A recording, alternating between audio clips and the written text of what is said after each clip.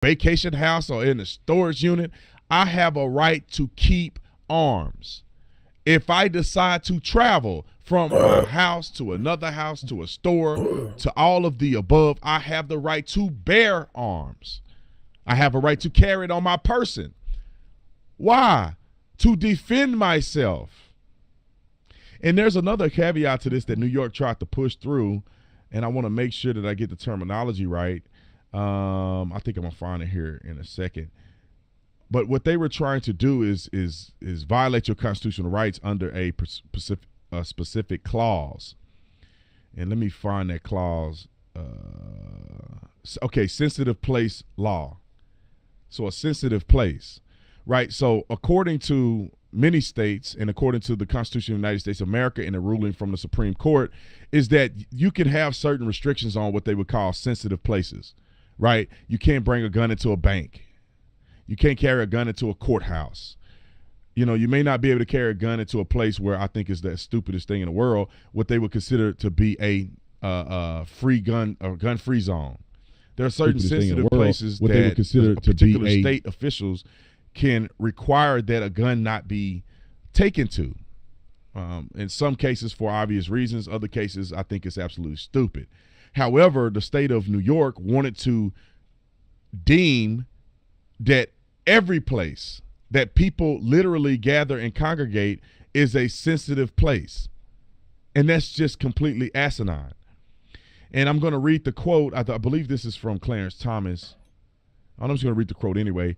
It says, "We do think respondents err in their attempt to, or respondents err in their attempt to characterize New York's proper cause requirement as a sensitive place law," Thomas wrote. It's from Clarence Thomas, explaining that New York viewed sensitive places as anywhere where people typically congregate and where law enforcement and other public safety professionals are presumably available.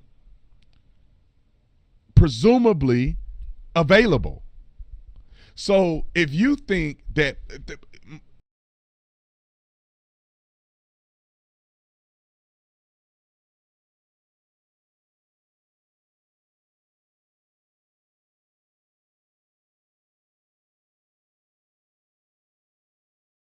Well, Missouri is one of the first states in the nation to ban abortions following the Supreme Court's decision. Our Missouri Chief Capitol Bureau reporter Emily Manley has more on that trigger law that allowed the state elected officials to ban abortions. Emily.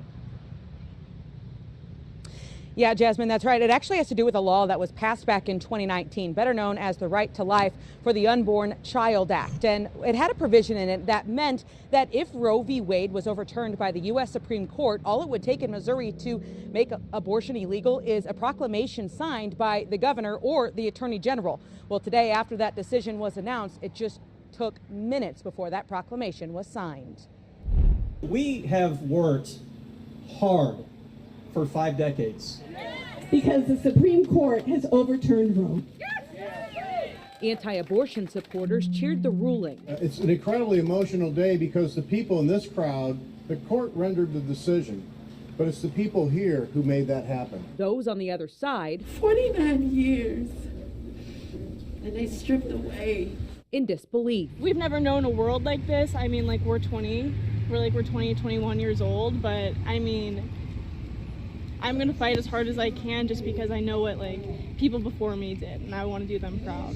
Hours after the decision was released, Planned Parenthood announced it stopped abortions in Missouri. The only clinic left that performed the procedure was in St. Louis. Healthcare is a human right. Abortion is healthcare. When someone needs services because they have a toothache, they go to a dentist. They don't think about it. In the Republican supermajority state, dozens gathered outside the Missouri Supreme Court celebrating the victory. We come here with thankful hearts, and we say, thank you, God, thank you, God. Republican Representative Mary Elizabeth Coleman co-sponsored the legislation that does not allow exemptions for rape or incest survivors. Violence doesn't solve other violence, and that the support that they need is not just to end the life of their unborn child. Last year here in the state of Missouri, there were 48 abortions that were performed at abortion facilities, according to the state health department. There's also a provision within this trigger law that would criminalize a doctor or anyone else that performs an abortion. Reporting live tonight from Missouri State Capitol Bureau in Jefferson City, I'm Emily Manley, Fox 2 News.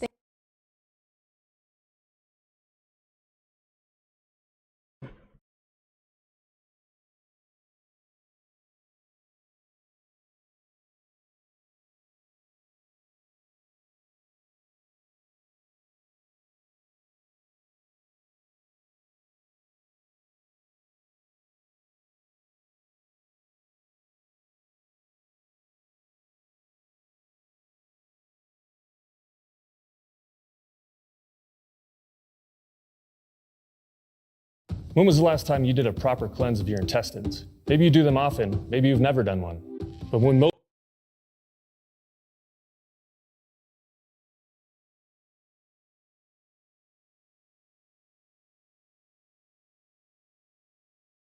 Can you hear it now? Yeah.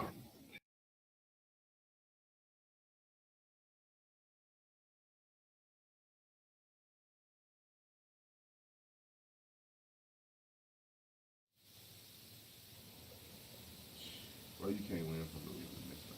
I can't hear it. I wonder, is it on hook to this? Can you hear it now? Can you hear it now? Yeah. Is the sound on now? Yeah. Okay. So back to what I was saying. See, I did. Let me tell y'all this. I'm gonna be transparent with y'all. I didn't want to make this video. I didn't feel like making this video. YouTube has been pretty much blocking my live streams from going out for whatever reason, and now the sound not working. But hopefully it's working now. Let me go back to what I effing said a second ago. Roe v. Wade was instigated by leftist lawyers and by a left-leaning Supreme Court. The young lady, which I forget her name now, but the pseudonym was used as Jane Roe against Wade, which was the guy's last name. I think he was the Texas district attorney or someone along those lines. The details I cannot remember fully. But that's where you get the Roe v. Wade from. However, the young lady never had an abortion, but they needed another case similar to other cases that they've used so they can then push it to a left-leaning Supreme Court justice to make abortions a part of your constitutional due process.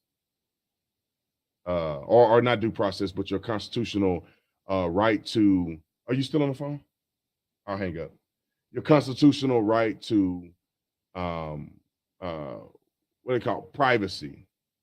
The government cannot interfere in your personal privacy, meaning that the government can't tell you what you can do with your body. Roe v. Wade or abortions should have never been federally protected.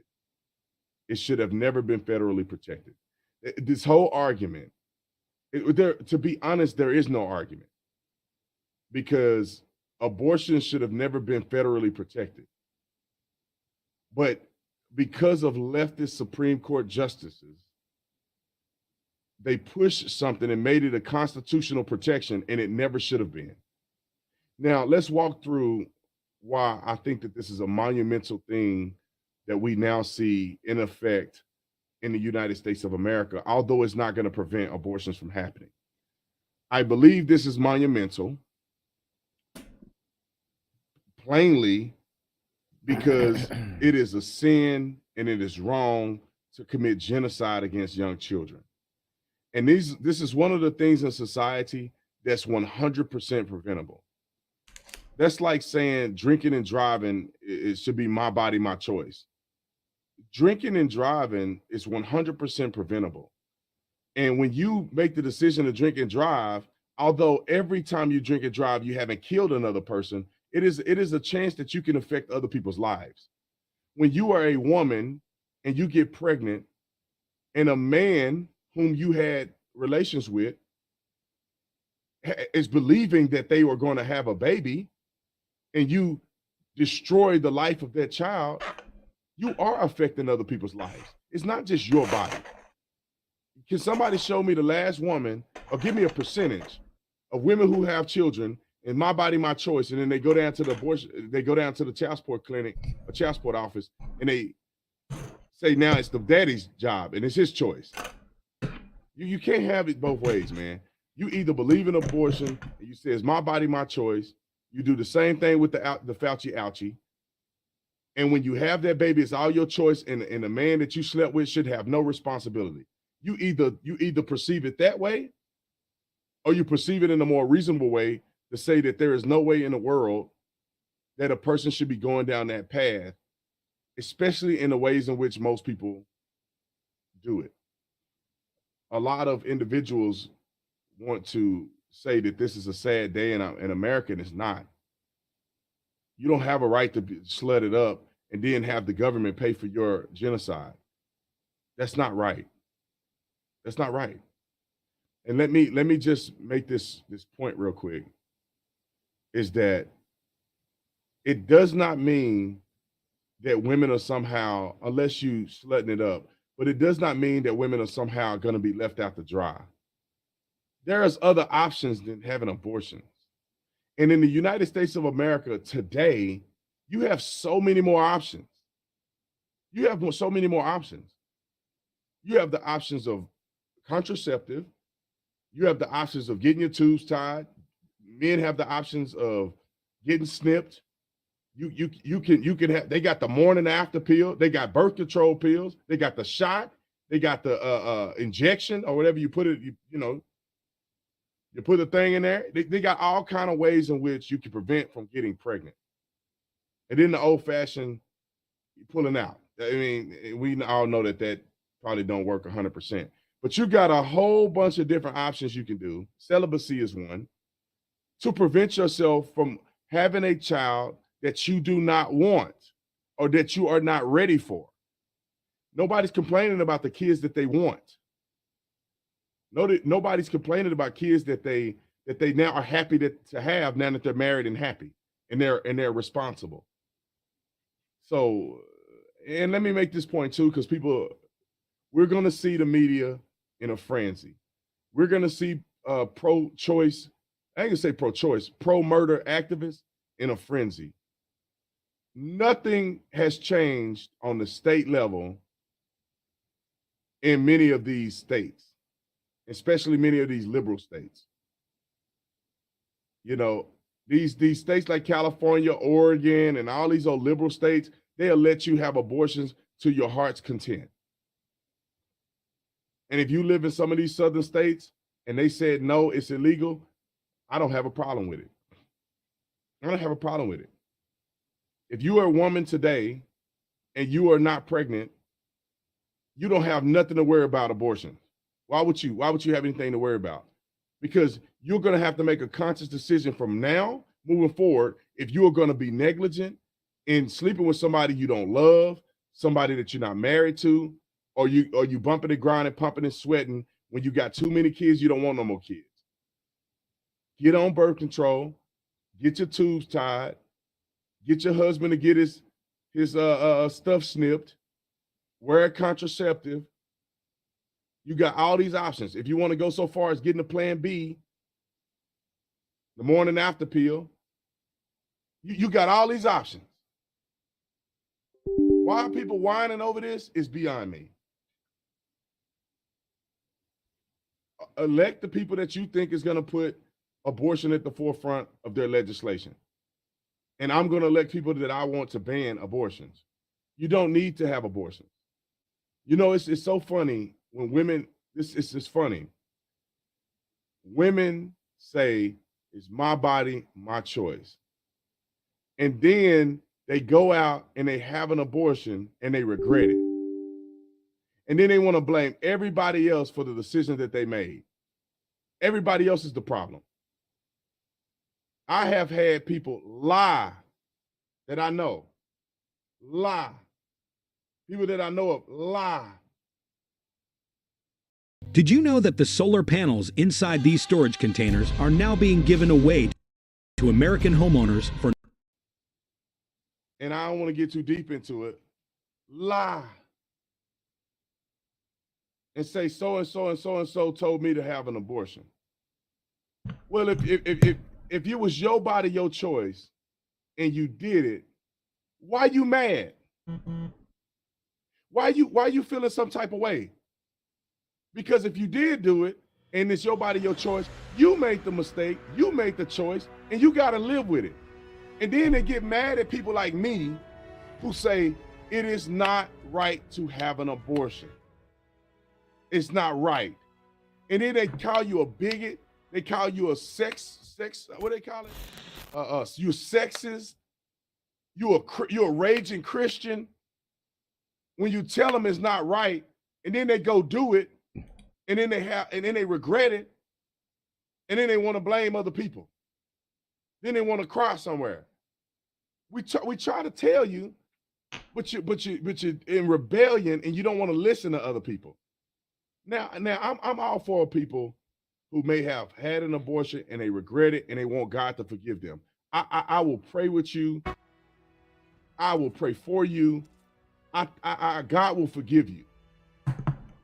But for the people out here that think you have a right to commit genocide against children, it makes no sense. You're participating in foolery. And everybody want to say, what if a person get raped or whatever? My grandmother was raped at 12 years old. She was 12 when she had my mama. She must have been raped a lot younger than that. She was 12 when she had my mama. He's passed away now, but my grandfather, my blood grandfather, raped my grandmother. Now, she had my mom, and my mom didn't have me. You know, you can't. I get the feeling. I get the emotional feeling. I don't disagree with women feeling some type of way if they get raped by somebody. They don't want to carry the baby to term. I'm not disagreeing with you.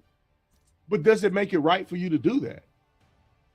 That baby had nothing to do with the sins of that baby's father. I understand. There's nobody on planet Earth that will look at the situation and say, how dare you think you should have an abortion when you got raped? I mean, everybody knows. I mean, it's not rocket science to see that some people may feel some type of way carrying a baby and reliving those memories of being sexually taken advantage of. But at the same time, I encourage people to say the baby has nothing to do with it. I'll give the baby up for adoption.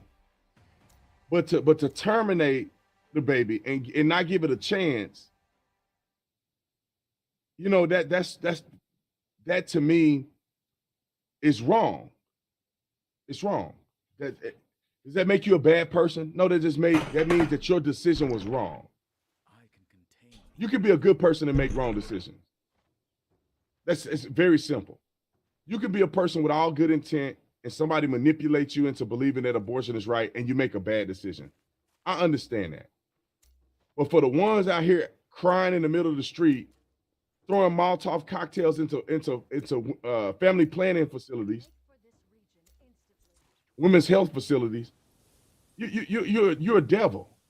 You're evil and you're a devil. And the people that you see out here being the protesting and stuff, they're nasty people. They are nasty, vile people. They don't just protest and say it's my body, my choice. They got to paint red paint on their pants. They got to stand up in Joe Osteen church. They got to take all their clothes off. They got to shake their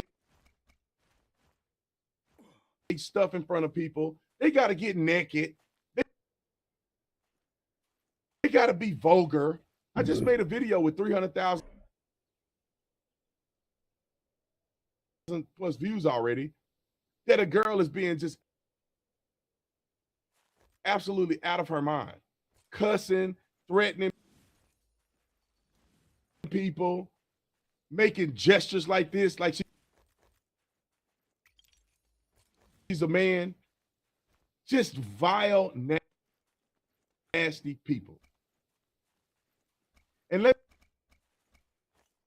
me just say this, because it's very consistently clear. There's a certain type of person who wants to defend abortion. That's just what it is. There's a certain type of woman. There's a certain type of person. And those people come out and they act a fool. You know, there's no such thing as my body, my choice. Unless it's really just your body. You can't say our body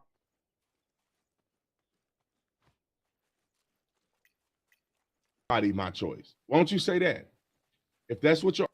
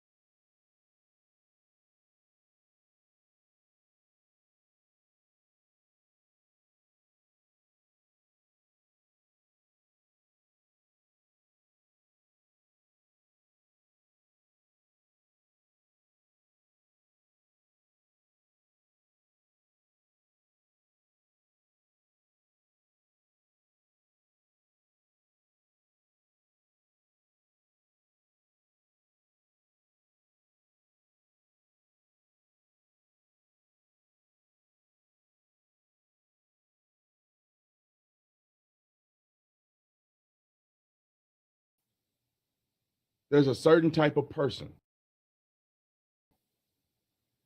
And those people.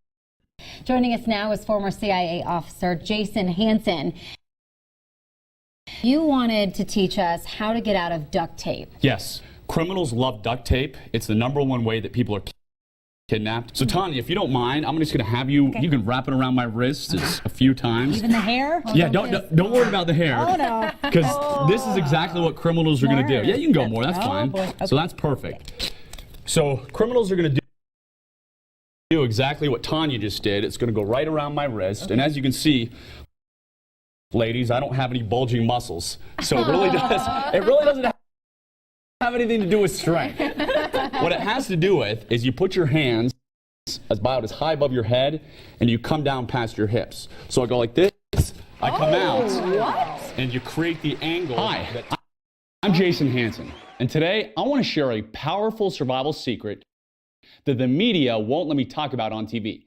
And it's even more important than learning how to escape from duct tape. See, I've been blessed to be featured as a survival expert on Fox News, The Today Show, and other news programs. And I've been able to teach millions of Americans life-saving survival skills in my TV appearances. And while the duct tape escape I just showed is a valuable skill, today I want to talk about something that's even more important. And here it is. What's even more important than learning survival skills is learning what emergencies are most likely to happen and focusing your training on those situations. Because home invasions and kidnappings do happen, you absolutely need to be prepared for them. But there are 5 other types of survival situations that are actually far more likely to happen and need to be prepared for these scenarios. That's why today I want to share the top 5 survival situations you need to be prepared for. And I also want to give you a free gift that will help you prepare for all of these 5 situations, and the gift is completely free. To help you prepare for the coming crisis, I want you to have a free copy of my survival Bible called Alone and Unafraid, Patriot Defense and Survival Guide. This book is the best-selling book on Amazon about surviving every possible type of survival situation. It costs $55 on Amazon, but I want to give you a copy for free today. Click Claim Book right now to get your free copy whenever you're ready. Let's talk about the 5 types of survival situations that are most likely to threaten you and your family in the next few years. Number 1 is natural disasters. These are one of the most common survival situations people find themselves in. And in my opinion, most people aren't spending enough time preparing for natural disasters to happen. Since natural disasters happen all the time and society doesn't need to break down for them to put you in a survival situation, I want to share with you what to do. For instance, just look what happened with Winter Storm Uri last year. Millions of people were left without power and transportation for more than a week. Those who prepared kept their families safe, but unfortunately, many unprepared people passed away. Every year we have hurricanes and other storms that put millions in a survival situation. You might lose your electricity and water, or you might not be able to get gas or food. Even worse, natural disasters commonly trigger looting and a breakdown of law and order. You need to prepare for natural disasters including hurricanes, floods, winter storms, tornadoes, and earthquakes, and I'll show you how in just a moment. Number 2 is riots and looting. Everybody laughed at me when I said this was a threat just a few years ago, but after what's happened in the past few years, everyone is now aware of how real and serious this threat is. For example, in Seattle, insurrectionists set up the autonomous zone where U.S. law was suspended and where police and emergency vehicles cannot even enter. And this led to a months-long rampage of murder, assault, and property destruction. We've seen riots and looting in every major city. And I believe it's very likely that every area of the country will suffer from rioting and lawlessness in the coming future. Number 3 is related. It's the elimination or defunding of the police. This completely insane idea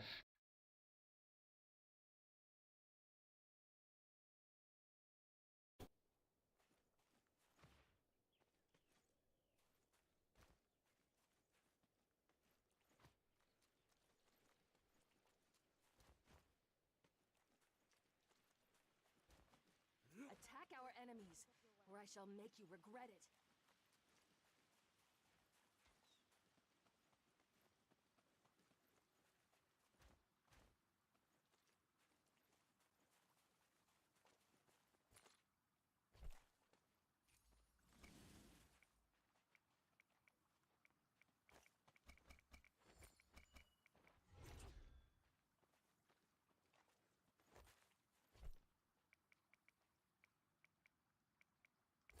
Go here.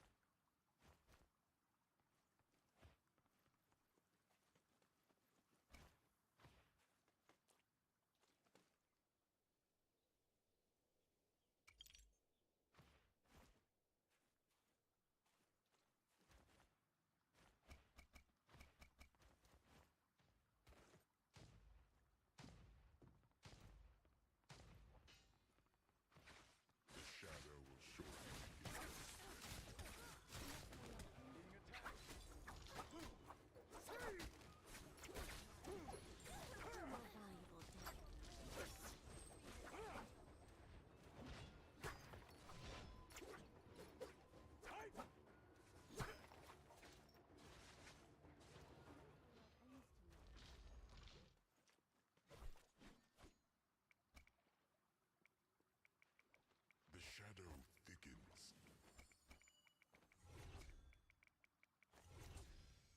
As strong as my heart.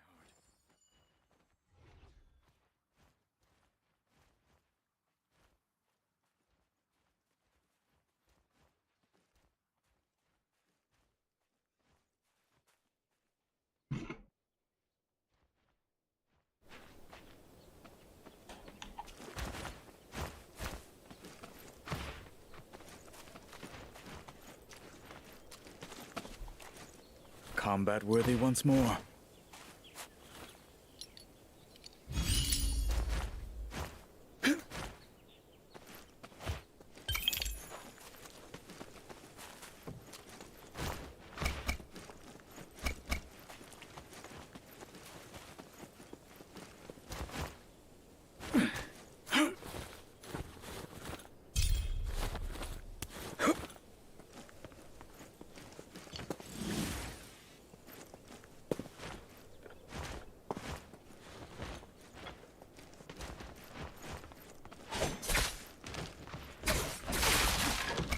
Are kind to this old monk.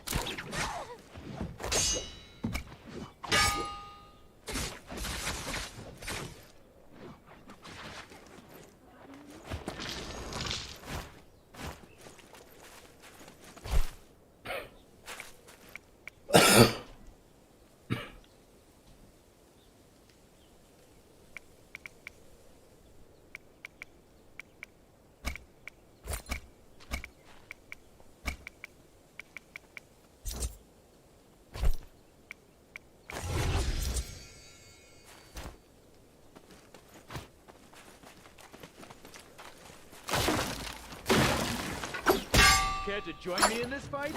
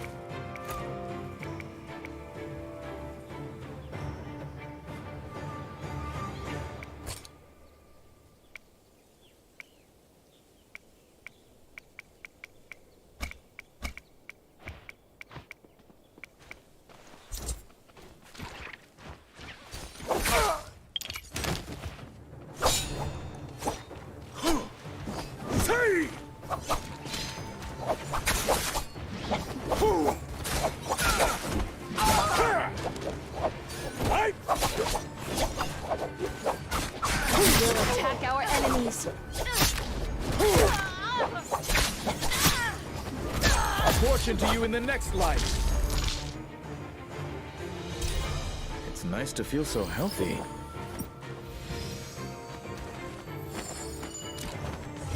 As strong as my heart.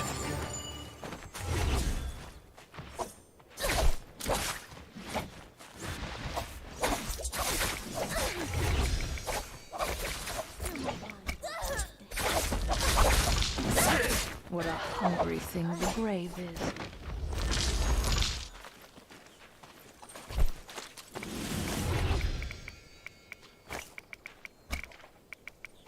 The shadow will soon spread.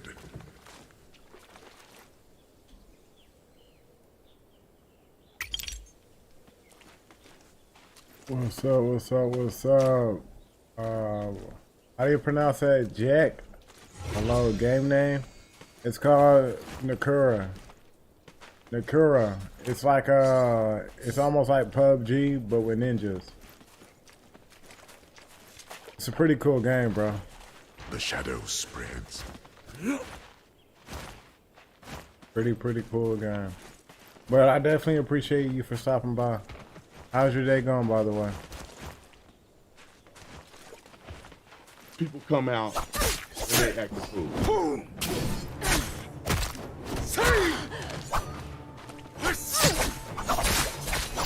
Fortune to you in the next life.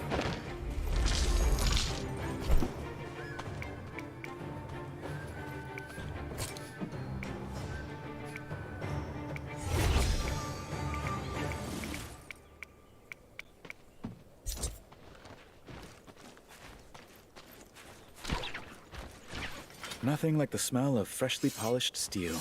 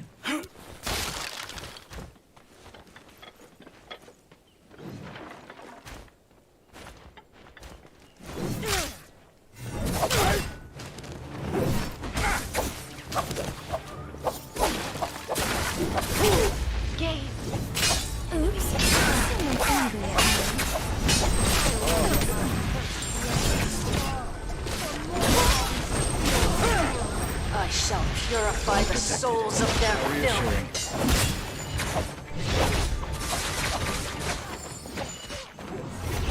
It's nice to feel so healthy. I've already forgotten your name.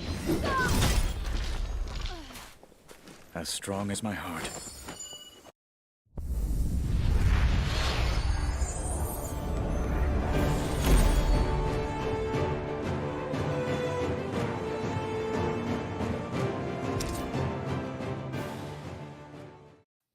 You know, there's no such thing as my body, my choice.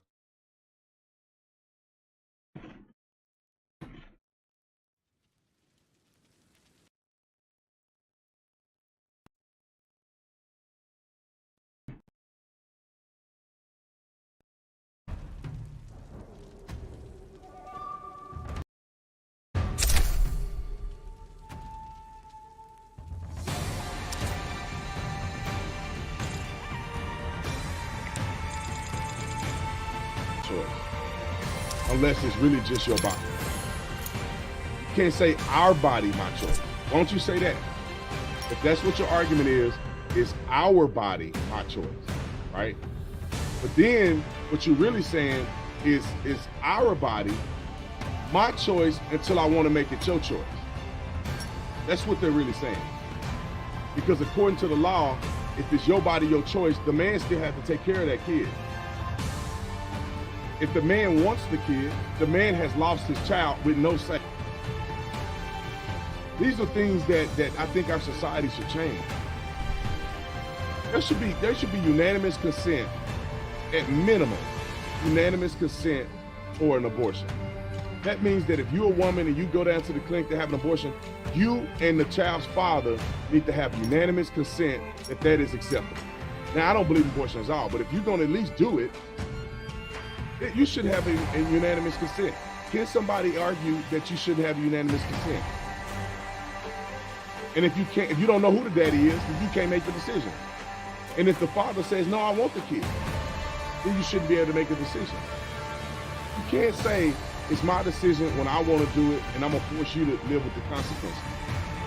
How do you know that a man, even if you're married, how do you know that a man who believes that he's going to have a child and you go and kill the child against his will, he has to then live with the regret and the turmoil of the fact that his kid was terminated? How is that fair? How does that make sense? The world is goofy. So that's why I'm glad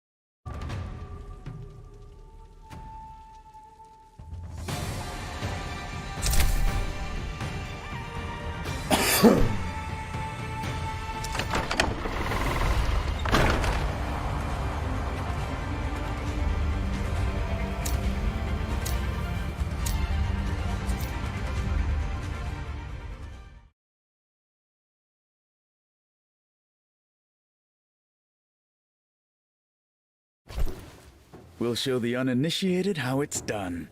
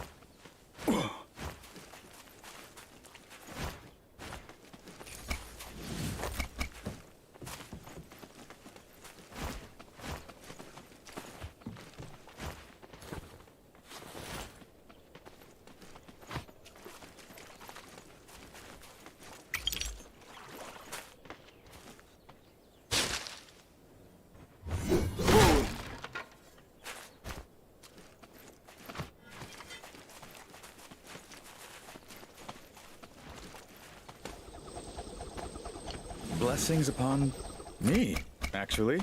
The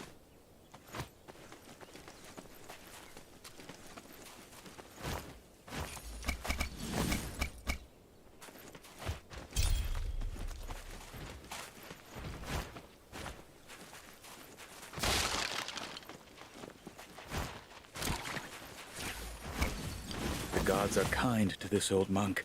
Stop traipsing and pick up your weapon.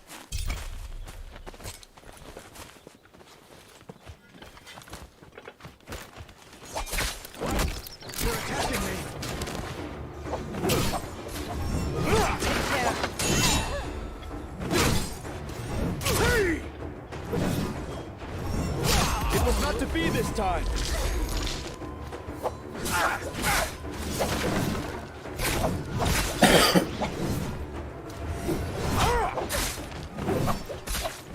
I've already forgotten your name. As strong as my heart. Time to go dark.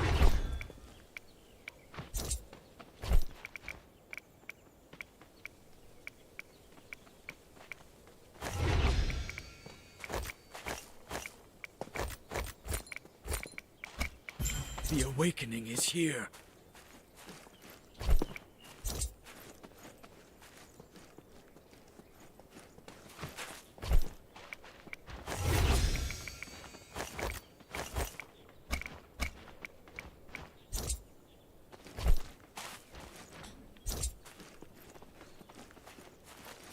Ready again for war.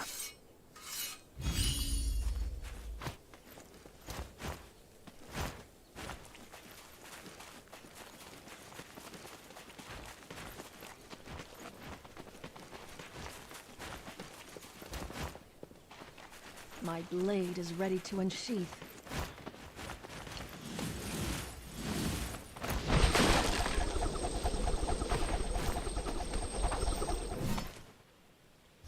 My first blade starved for more bodies to... The shadow will shortly begin to spread.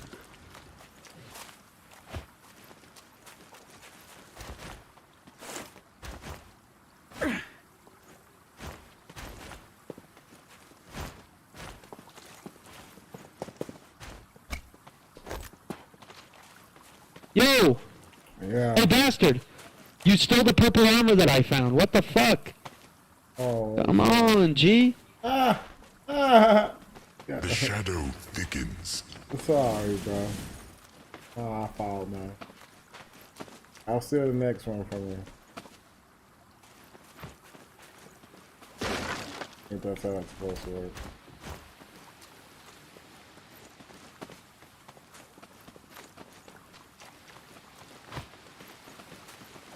I don't even know how to put. I don't know if you can hear them.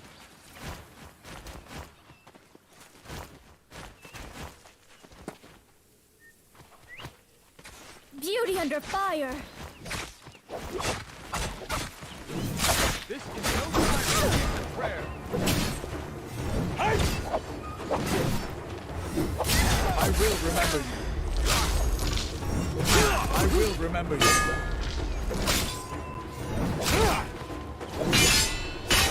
I will remember you.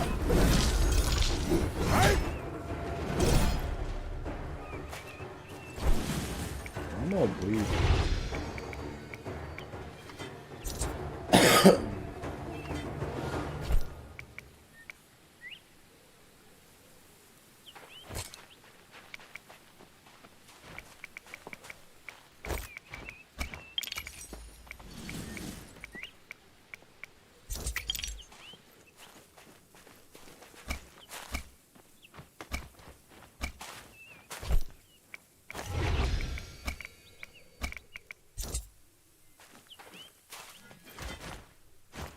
Ready again for war.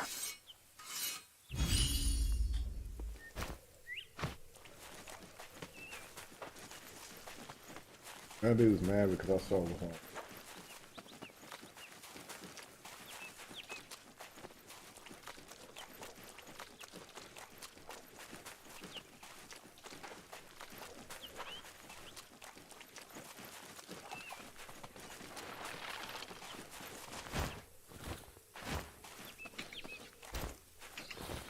Dude, how the fuck do I,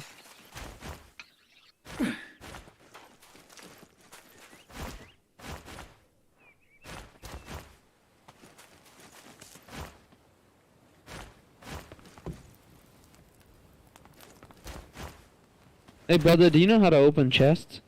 There's a green chest right here. Nah, I have not.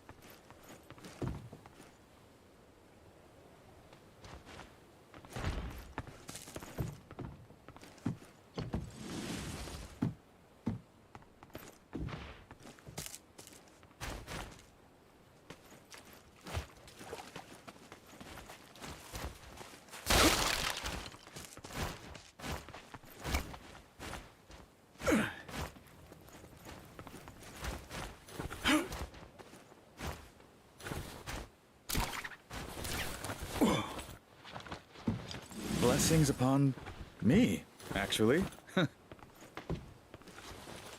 Join the fray and I'll up your pay.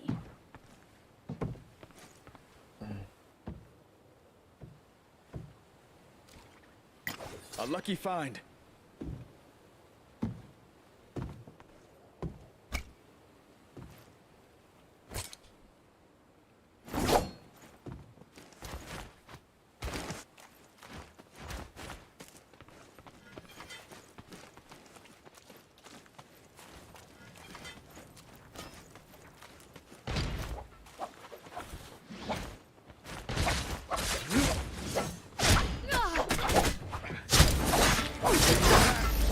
You're more valuable dead.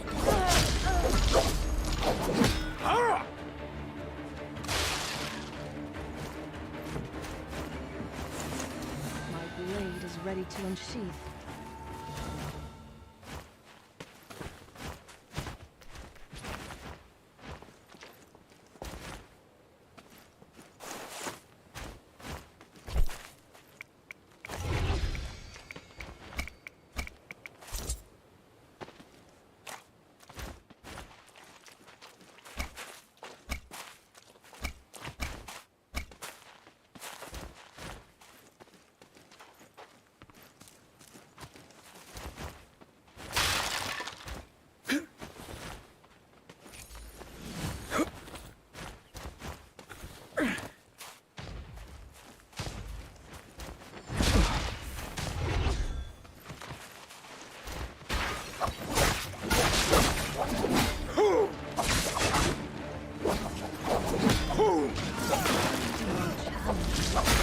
Never ends well.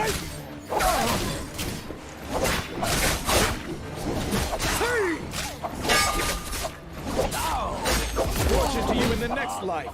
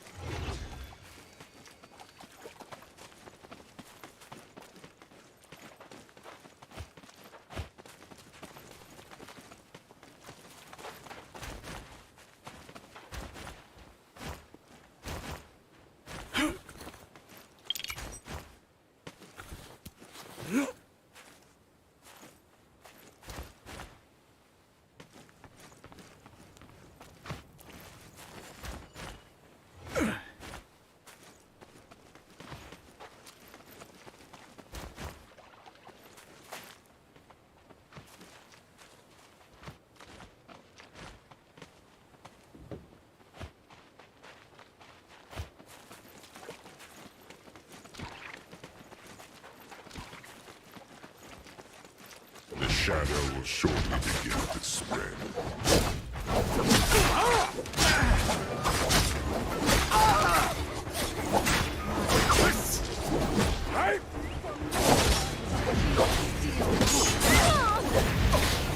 I have awakened.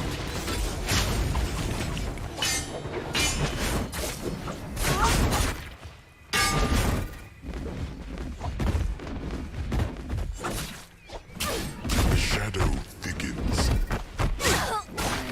Challenge me. Never ends well for me.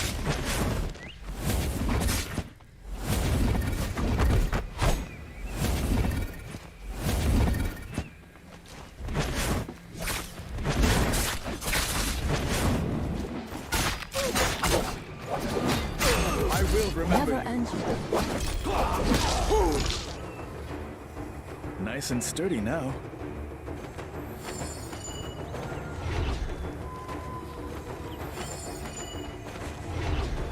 Oh, I feel decades younger.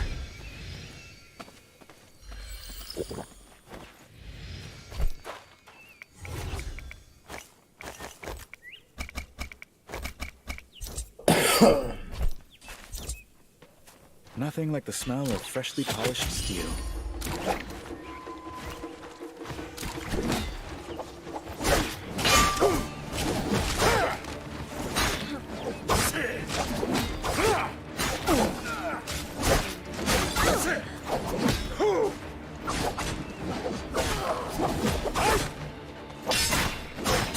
I will remember you.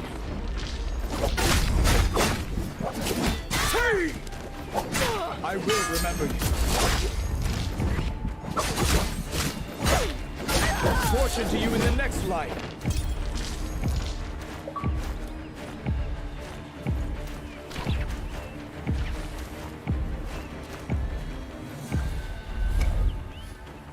Well protected. How reassuring.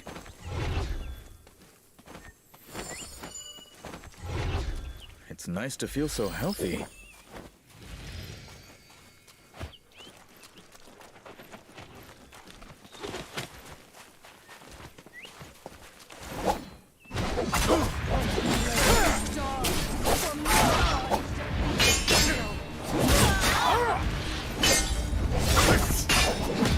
The awakening is here.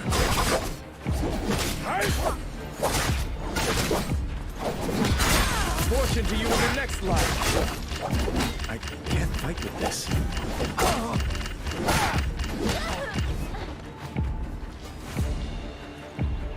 It was not to be this time.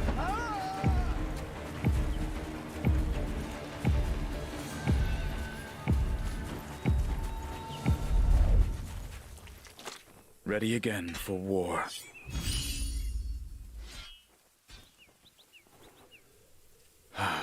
A soothing balm for my wounds.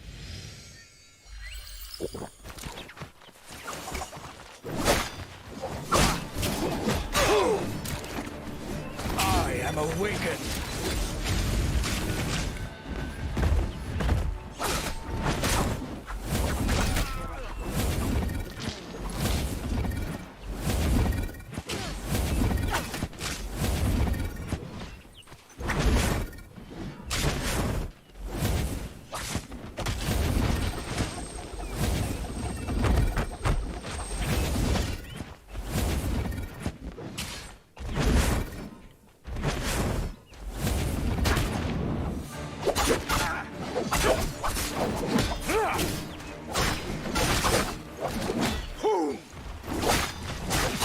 Fortune to you in the next life.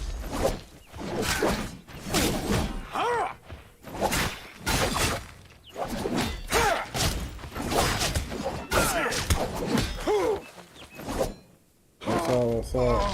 Said I suck. Ah, whatever. The shadow will soon Hey, and Danny, you should be able to download it because Casey was able to play it. You should be able to download it through it's through fuck, what's that shit called? It's through My blade is ready to unsheath. it was through it's through Game Cloud. You can download it through Game Cloud. That's how you should be able to play it.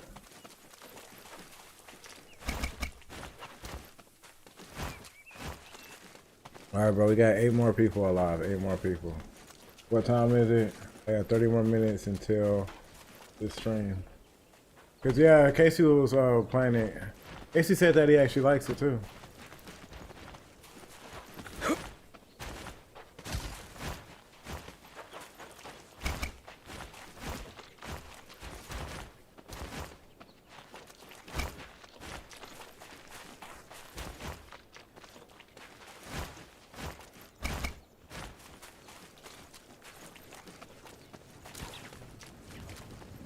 Onwards. Oh shit, what's that? What's this?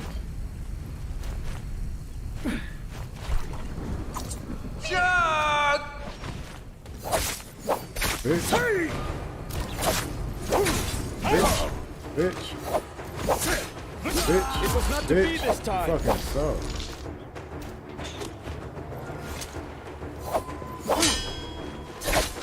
Bitch. Bitch. What's up, bro? What's up, bitch? I will remember you. What's up, bitch?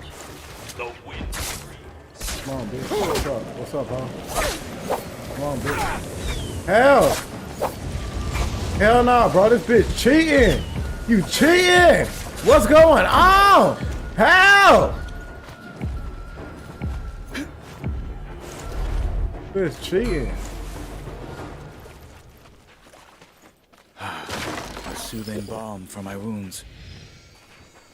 What the fuck just happened? What was that? We got 3 more people. On this plane, in this world, at this time. 3 more people. We win. Hell yeah, we won. We won that shit.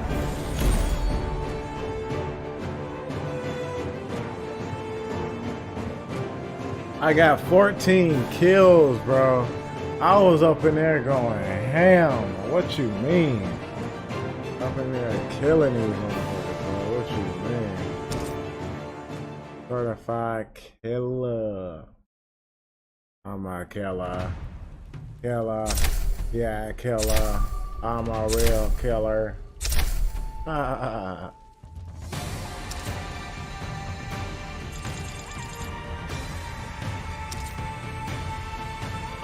Alrighty. Time to hop off this. That was fun while it lasted.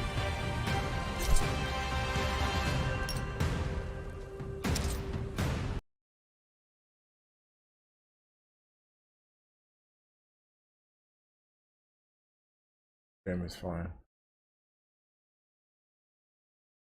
That game is actually fun.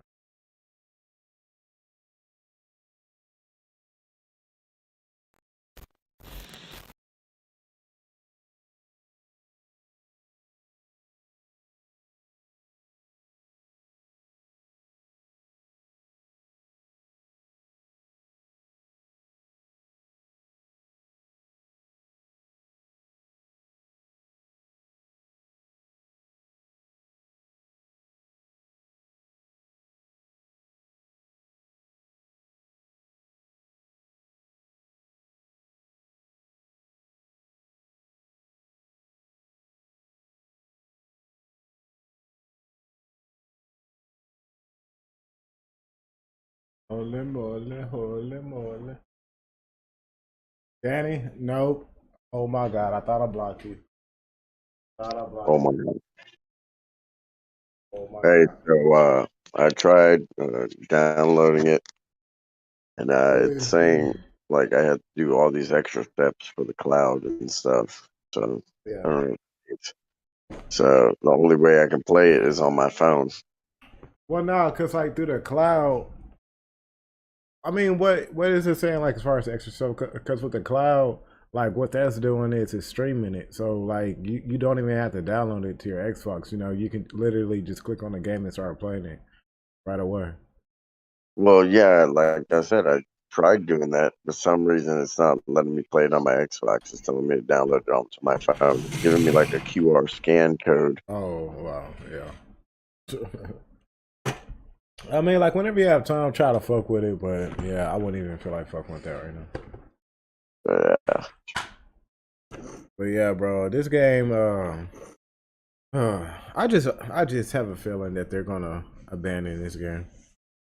But because you actually seem like you're good at it. It's a game that you might actually be good at. I mean, like, I mean, like it's fucking badass, bro. It's a fucking good ass game. Like, I mean, like it's a good ass concept, you know? Fucking, ninjas and shit.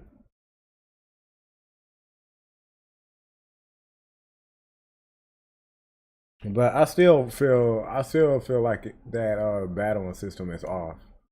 Like something's off about it. It's like, why is it so easy? Yeah. I don't know, bro. But hey, you have a good politic talk. I might get on later.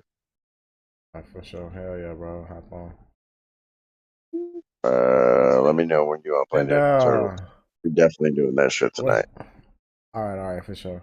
But what's called? I was gonna ask you, Durante, and Jose, because sometimes like just in case if like one of y'all not available or it's like basically like the bigger these discourse are gonna get, like the more people that come on the panel, basically like I need y'all to like start like learning how to like kind of moderate, you know. Yeah. Like, just keep an eye on shit, you know. Just just to help me keep an eye on shit, you know.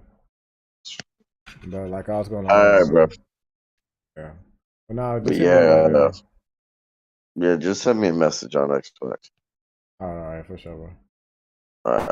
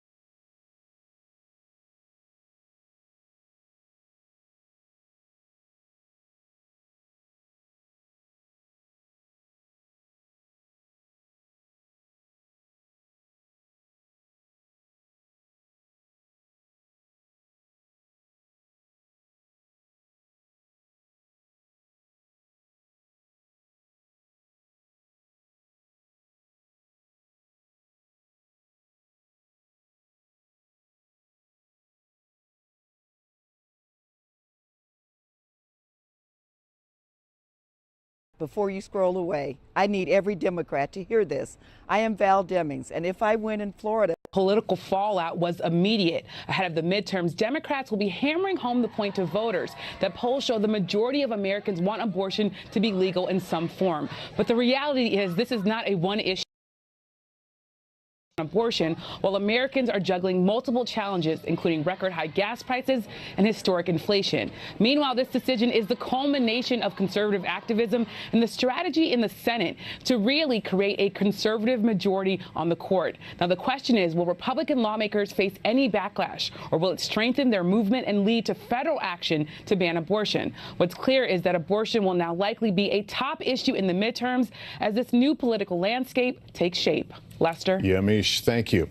With abortion restrictions likely in more than half the country, some states where it will remain legal are anticipating an influx of patients from elsewhere. Some abortion providers are even relocating. Here's Stephanie Gosk. With the stroke of a pen, the Supreme Court has likely triggered a massive abortion migration in this country. More than 300,000 abortions were performed last year in the 26 states where the procedure could soon be illegal or highly restricted. Now those people may choose to cross state lines. In Tennessee, the Attorney General wants the state's 6-week ban to start right now. The people of Tennessee, for the first time in 50 years, will have a chance to weigh in on this issue. So this is where we do our abortion procedures back here. These are your abortion procedure rooms. You have 2 rooms. Yep. We recently visited the Choices Healthcare Clinic in Memphis. Soon the doors to these rooms will be closed for good. Our patients are predominantly black. The majority of them are uninsured or underinsured. They have been bracing for this court decision for months. We just kind of all thought this is going to be really bad for us. And so I said to my executive team, there's this place called Carbondale. Carbondale is in southern Illinois, 3 hours by car from Memphis. It's where they plan to open a new clinic in August, but were reluctant to show us pictures because of security concerns. Clinician Nakia Grayson will be driving back and forth. Will it be big enough to handle what is really going to be potentially a flood of patients, right? Now that's a good question. I don't know. I think that we will be the only clinic right now in the southern part of Illinois. We will handle as many patients as we can. In some states where abortion will still be legal, access is being expanded. Connecticut passed a law allowing non-physicians to provide abortions. But anti-abortion activists hope increasing support systems during pregnancy will change people's minds. I don't know of anybody that is, or any state that is thinking that they can stop people from traveling to another state. We are going to have to just push even harder than we have been to encourage women to let their baby live and to seek out the resources that are available. But for many of those who choose not to, getting an abortion just got a whole lot harder. Stephanie Gosk, NBC News, Memphis, Tennessee. In 60 seconds, today's other major story, final bipartisan approval in Congress of the most significant gun safety bill in decades. Back now with another major story tonight. Congress passing the biggest changes to our nation's gun laws in nearly 30 years. Garrett Hake is at the Capitol. And Garrett, this bipartisan bill breaks decades of congressional gridlock on guns. Yeah, that's right, Lester. Lawmakers in both parties hailed this as a significant breakthrough on an issue in which Congress has traditionally failed to act, despite enormous public pressure to do so. Now, this bill centers around enhanced background checks for any would-be gun buyers under 21, new resources for states to enact red flag laws, and a $7 billion investment in mental health programs. The Senate acting first, passing the bill late last night in an emotional vote as gun violence survivors and advocates looked on. 15 Republicans joining all Democrats in support.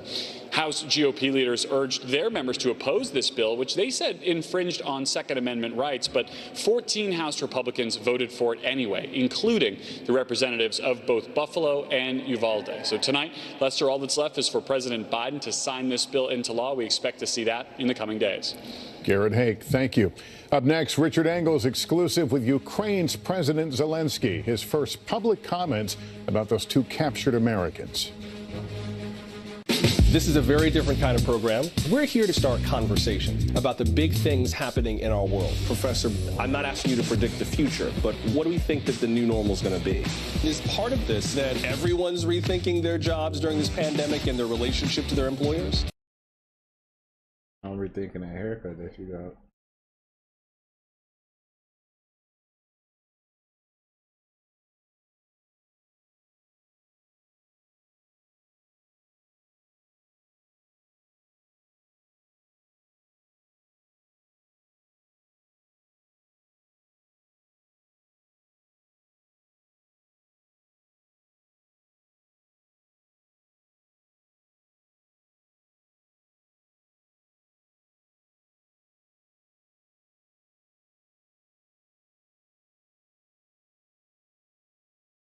Here is how practically anybody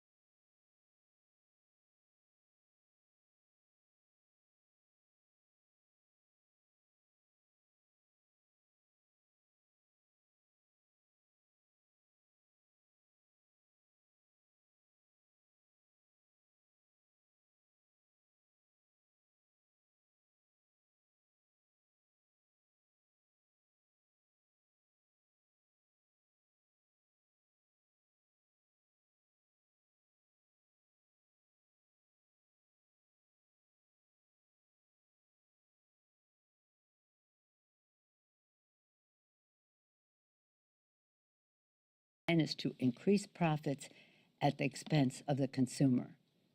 And that is part of what is contributing to inflation. Inflation is global now, but some of it is exacerbated by this. And if you see the profits from the shipping industry, and again, the supply chain issues are related to shipping issues. So again, we're very proud of the work that we've done. We believe that some of it has a prospect in the Senate. I just want to close, because I'm really going to have to go to the floor, by talking about what the President talked about in the State of the Union address. And we're so proud of the President. He has been a champion on gun violence prevention. Very proud of the work that we've done. We hope for such a long time. Instrumental some of it had, by talking about what the President talked about in the State of the Union address. 1994, and which we're so proud of the President to support. I was a whip for that. Took a while to do. We didn't win even on the first votes on the rule for it. But in any event, he has been a champion in that regard. In the State of the Union address, he talked about a unity agenda and had 4 parts to it. It was about our veterans, it was about mental health, it was about cancer, and it was about opioids. And soon we will send the president, in terms of veterans, the PACT Act to the president's desk. It's historic. It's something to be very proud of. It has bipartisan agreement in the House and in the Senate. It provides access to VA health care to 3 to 5 million potentially exposed veterans, exposed to the burn pits, exposed to bad poisonous water at Camp Lejeune. It grants presumptions of exposure for veterans with rare cancers and other debilitating diseases, and it includes, as I say, the Camp Lejeune.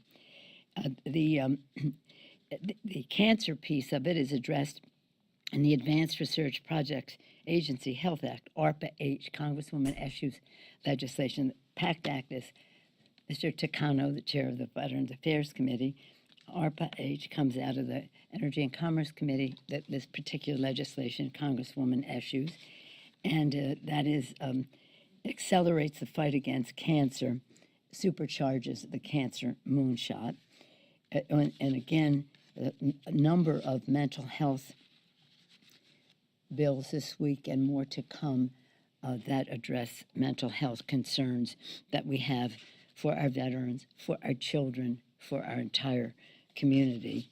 And again, some of that legislation relates to the opioid challenge that we face. So we passed legislation keeping the president's very proud of the work that you've done. We get such a through the Senate.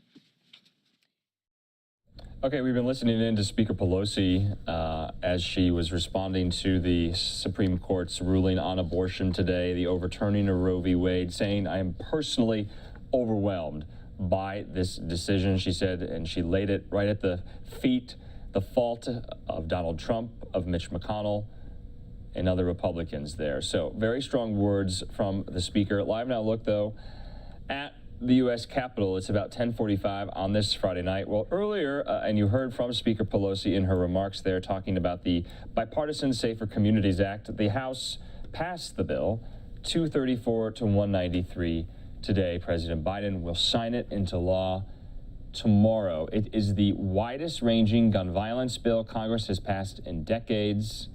The Democratic-led chamber approved the election year legislation on a mostly party line 234 to 193 vote, capping a spurt of action prompted by voters' revulsion over last month's mass shootings in New York and in Texas. We're 1 month removed from the Uvalde mass shooting today.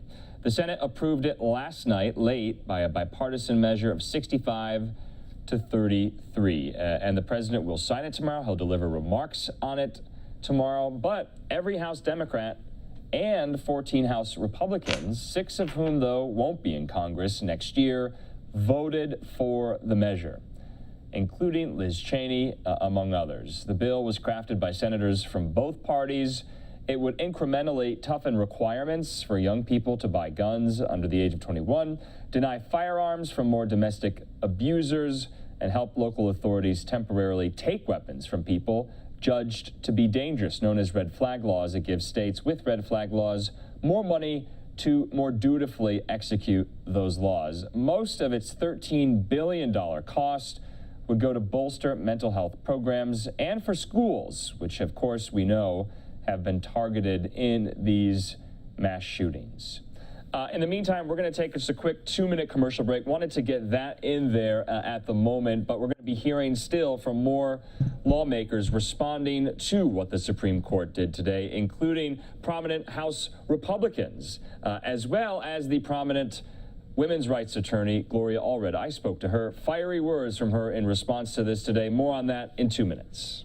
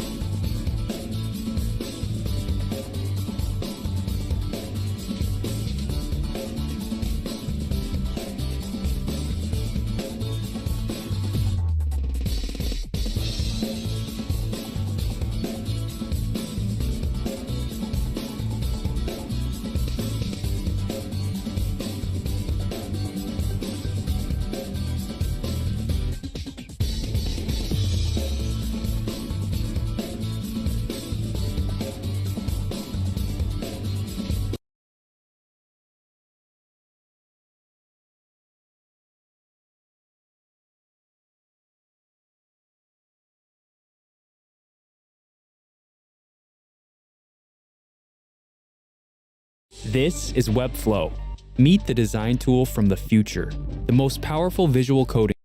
Hour drive. That means that people will have to find funds to travel. People will have to find funds to get hotel rooms, buy food. Is that a feasible option for them? It's not. Blaine joins us now from Mississippi. And Blaine, I know one of the issues, particularly there, is the ability of people to travel out of state. It's particularly hard for many women.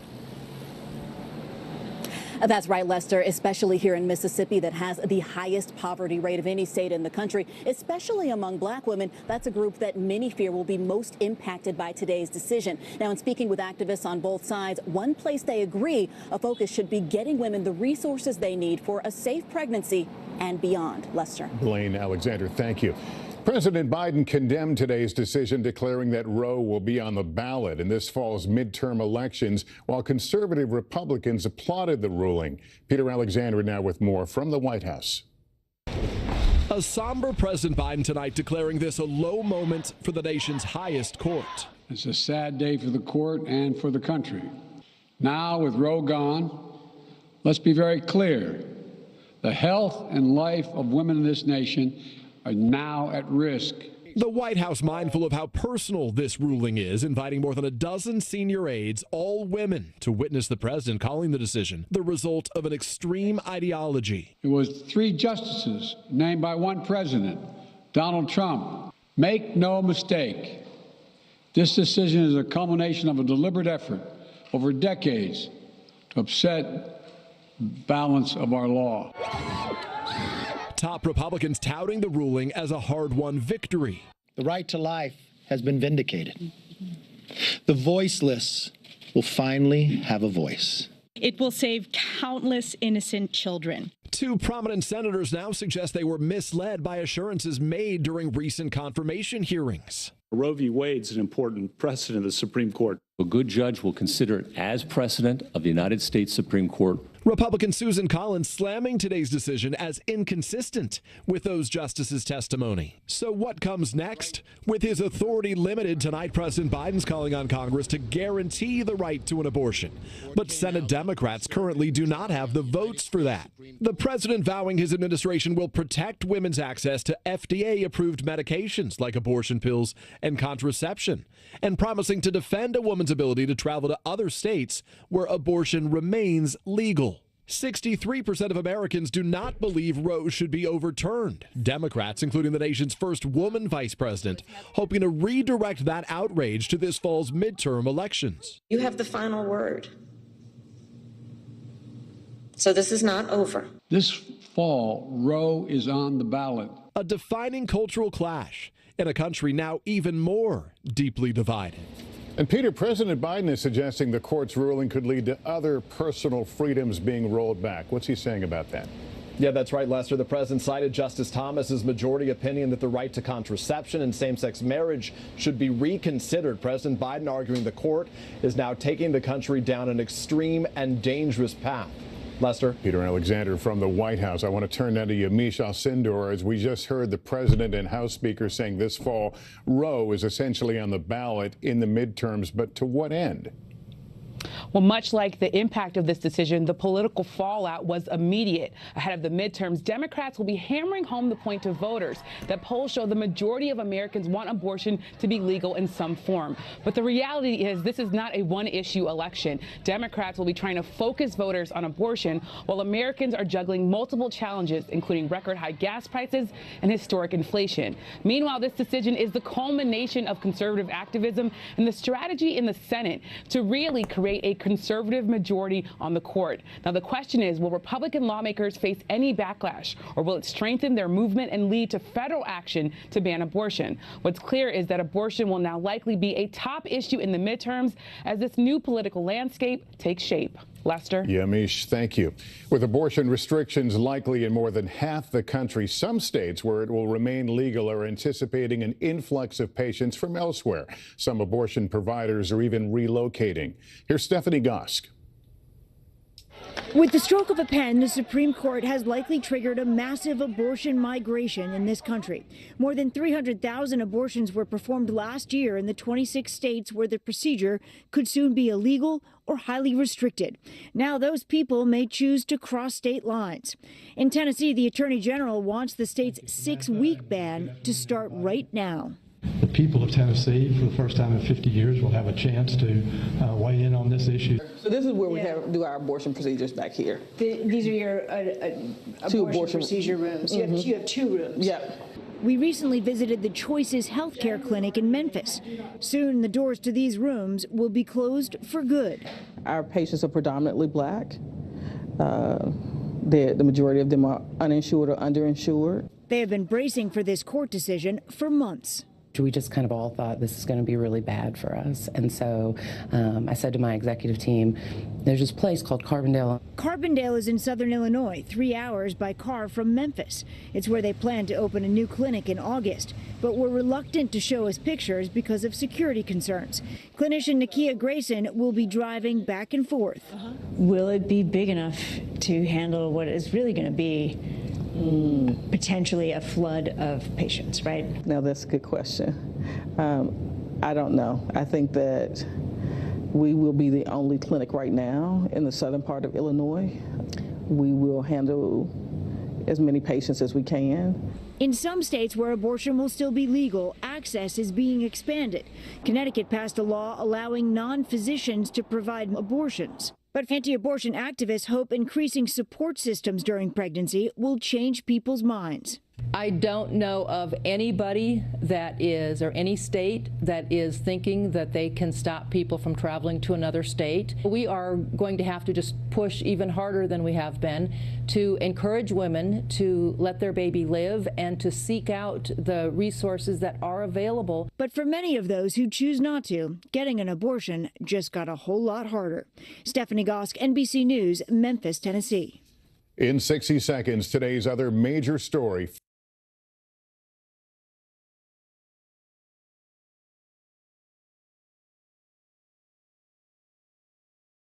Final bipartisan approval in Congress of the most significant gun safety bill in decades.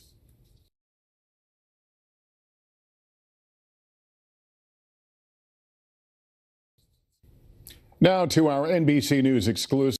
As Ukraine's forces withdraw from the critical eastern city of Severodonetsk, President Volodymyr Zelensky